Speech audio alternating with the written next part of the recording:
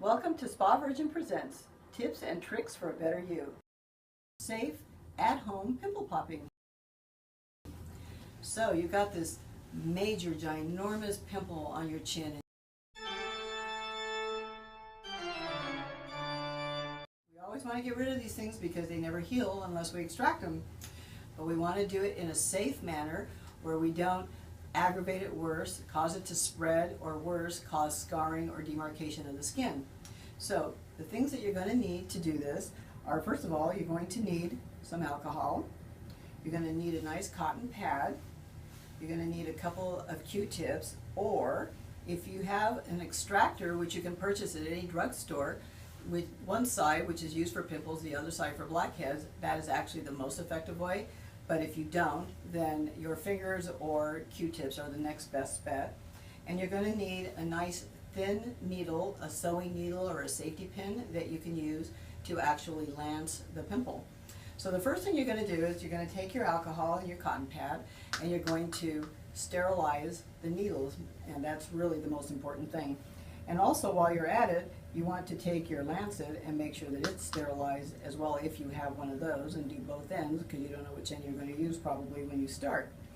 So having done that, you're going to get the pimple, and you never want to pierce on the top of it, always from the side. So you're going to take it and you're going to pierce from one side, and then you're going to pierce exactly on the opposite side to create a release valve so that pressure from the infection that's underneath can come up to the surface.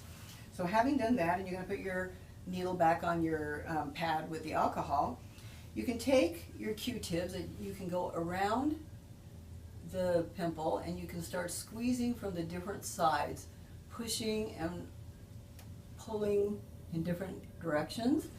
Or if you're not having luck with that, you can use your fingers, but make sure before you use your fingers that you actually wipe your fingers with the alcohol as well.